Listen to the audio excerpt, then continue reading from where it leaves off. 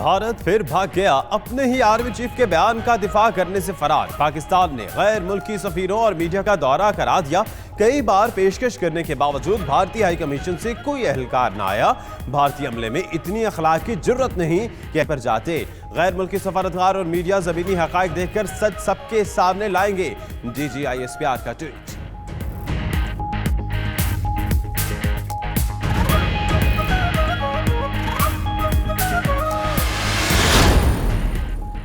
بھارتی deputy high commissioner سمیت تمام سفارتکاروں کو دورے کی دعوت دی۔ راہ فرار اختیار کرنے سے بھارت کا جھوٹ پھر دنیا کے سامنے بے نقاب ہو گیا۔ ہر سطح پر بھارت کا پیچھا کرتے رہیں گے۔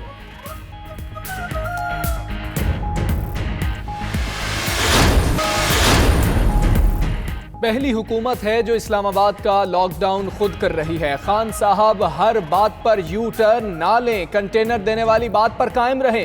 بلاول بھٹو کی میڈیا گفتگو، مزید بولے کہ ہم ظالم اور کٹ پتلی حکومت کا مقابلہ کرنے کے لیے تیار ہیں۔ عدالتی احکامات پر آصف زرداری کو علاج کی سہولتیں دی جائیں۔ ملک مسلح جتھوں کے حوالے نہیں کیا جا سکتا، اگر یہ باز نہ آئے تو قانون حرکت میں آئے گا۔ مولانا صاحب کا غبارہ پھٹنے جا رہا ہے۔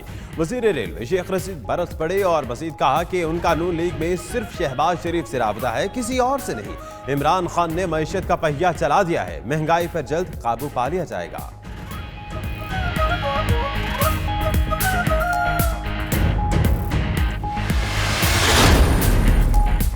بلوچستان حکومت کا بھی آزادی مارچ روکنے کا فیصلہ۔ سیکیورٹی خدشات کے پیش نظر JUI کے آزادی مارچ کی اجازت نہیں ہوگی۔ وزیر داخلہ ضیاء لانگو کا بیان، کہتے ہیں احتجاج سب کا جمہوری حق ہے، لیکن یہ جلسے جلوسوں کا وقت نہیں۔ اطلاعات ہیں اجتماعات کو نشانہ بنا سکتے ہیں۔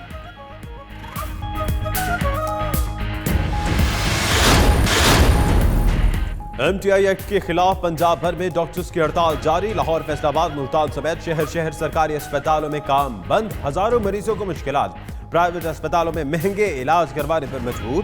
ادھر خیبر پختونخوا کے سرکاری اسپتالوں میں بھی ڈاکٹرز کی ہڑتال 27ویں روز میں داخل ہو گئی۔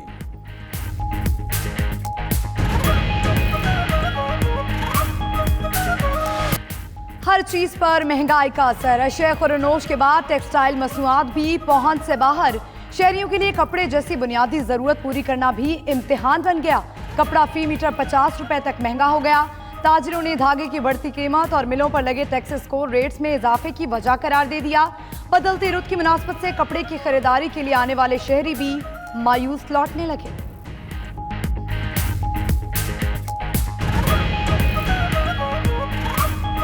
بہت ریٹ زیادہ کوالٹیوں کے بڑھے ہیں پرانے ریٹوں سے۔ 50-60 روپے میٹر کپڑا بڑھا ہے۔ لوگ یہاں پہ صنعتی شہر ہونے کی وجہ سے پرچیزنگ کے لیے آتے تھے، گورنمنٹ سے ہمیں کوئی بینیفٹ نہیں مل رہا۔ کپڑے کے ریٹ 50 روپے میٹر بڑھ گئے ہیں، گاہک نہیں ہے بازار میں۔ جاپانی شہنشاہ کی تاج پوشی، ٹوکیو میں ہونے والی تقریب میں صدر مملکت ڈاکٹر عارف علوی سمیت 200 ممالک کے سربراہان شریک ہوئے۔ ناروہیتو جاپان کے 126ویں بادشاہ ہیں۔ ناروہیتو کے والد 85 سالہ اکیہیتو نے دراز عمری کے باعث تخت سے کنارہ کشی اختیار کی تھی۔ کینیڈا کے عام انتخابات، ابتدائی نتائج کے مطابق جسٹن ٹروڈو کی لبرل پارٹی نے میدان مار لیا۔ ووٹوں کی گنتی جاری۔ غیر ملکی میڈیا کے مطابق 304 انتخابی حلقوں میں سے 156 پر لبرل پارٹی آگے ہے۔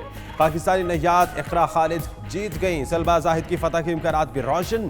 جسٹن ٹروڈو کا عوام سے اظہار تشکر، اپنے خطاب میں کہا عوام نے ترقی کے ایجنڈے کو سپورٹ کیا۔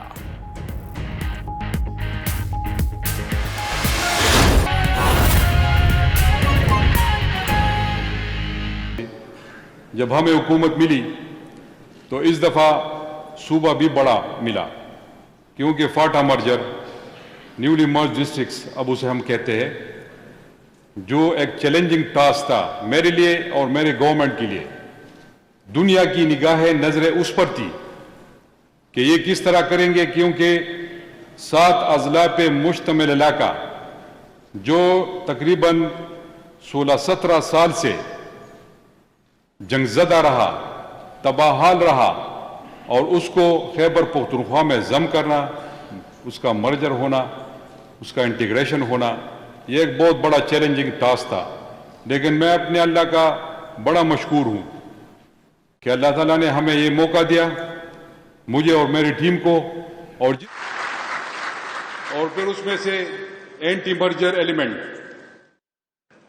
اور اس کے علاوہ بہت سے لوگ مطلب کچھ پختونوں کے نام پہ سیاست کرنے والے لوگ، ان کا بہت بڑا ایکٹیو رول تھا وہاں پر. اور ایسے حالات میں فاٹا کے مرجر کو سموتھلی اس کو کرنا یہ بہت بڑا چیلنج تھا وہاں پر. اور ایسے حالات میں فاٹا کے مرجر کو سموتھلی اس کو کرنا یہ بہت بڑا چیلنج تھا، اور الحمدللہ ہم نے اس کو کور کر لیا. اور پھر اس میں سے آخری جو سیگمنٹ تھا، پہلی دفعہ تاریخ میں وہاں پر پروونشل اسمبلی کے انتخابات منعقد کرائے گئے، اور وہ فیئر فری الیکشن جس میں ہم نے بالکل انٹرفیئر نہیں کیا. سب میڈیا کے دوست یہاں پر موجود ہیں، یہ ان کے گواہ ہے کہ بالکل فری اینڈ فیئر الیکشن ہم نے کروایا. اور الحمدللہ وہاں سے اب پروونشل اسمبلی کے ممبران ہمارے پروونشل اسمبلی میں موجود ہے، جو اپنے علاقے کے لیے آواز بھی اٹھا سکتے ہیں، جو ان کے مسائل ہیں ان پہ بھی بات کر سکتے ہیں، اور ہمارے دروازے ان کے لیے کھلے ہیں. تو یہ ایک تاریخ ساز ایونٹ تھا جو ہم نے کیا. اس کے بعد چونکہ پچھلے 5 سال میں ہم حکومت میں رہے، تو جو اصلاحات ریفارمز ہم لائے تھے اس کو ہم نے آگے کی طرف لے کر جانا ہے. جس طرح ہم اب اس سوچ میں پڑے ہوئے تھے کہ ہم اپنے ریونیو کو کس طرح زیادہ کر سکتے ہیں، تو ہمارے پاس 3 ایسے ڈپارٹمنٹ ہیں جس میں ریونیو جنریٹ ہو سکتی ہے. نمبر 1 ٹورزم، اور اس کے بعد مائنز اینڈ منرلز اور انرجی سیکٹر. یہ 3 ایسے سیکٹر ہے کیونکہ یہ غریب صوبہ ہے، اور ابھی تک 92% ریسیٹس ہمیں فیڈرل گورنمنٹ سے ملتی ہے. ان کا ہمارا جو زیادہ تر ڈپینڈنٹ ہے ہم فیڈرل گورنمنٹ پہ ہے. تو ہم نے یہ سوچا کہ ہم کس طرح اس سے ریونیو جنریٹ کر سکتے ہیں. تو تاریخ میں پہلی دفعہ ہم نے ٹورزم ایکٹ پاس کیا. اب ہم ٹورزم زون کی طرف جا رہے ہیں، جو وہاں پر ہم ایک علاقے کو سلیکٹ کریں گے اور اس پر پھر فارن انویسٹمنٹ آئے گی، تو اس سے ہم لوکل ریونیو جنریٹ کر سکتے ہیں. اس کے علاوہ جو مائنز اینڈ منرلز ہے اس میں بڑا پوٹینشیل ہے کے پی میں، اور پھر جو قبائلی علاقہ جات ہمارے پاس آ گئے تو اس میں بھی بہت زیادہ پوٹینشیل ہے. تو اس پہ لگے ہوئے ہیں کہ ہم میکینیکل کی طرف جائے، بلاسٹنگ وغیرہ یا جو ہمارا طریقہ کار ہے اس سے ہم نکل سکے. اور پہلی دفعہ جو ایکٹ ہم لا رہے ہیں اس میں فارن انویسٹمنٹ کی کوئی اس نہیں تھا، تو اس کو ہم اس میں اب انٹر کر رہے ہیں. تو اس سے بھی انشاءاللہ ہماری ریونیو زیادہ ہو جائے گی. اور اس کے ساتھ ساتھ جو انرجی سیکٹر ہے اس میں بڑا پوٹینشیل ہے. ایڈوائزر صاحب یہاں پر موجود ہے. پہلی دفعہ ہم نے ویلنگ کا کنسپٹ اپنایا. پہلی دفعہ ہم 12 میگا واٹ بجلی جو ہے وہ اپنے انڈسٹری کو دینا چاہتے ہیں، بلکہ ہم نے ایگریمنٹ سائن کر لی جو ان کو بھی سستا پڑے گا اور ہمیں زیادہ پیسے ملیں گے، کیونکہ وفاق ہم سے کم پیسوں پہ بجلی خرید رہی ہے. تو یہ اس سے ایک انڈسٹری چلی گی.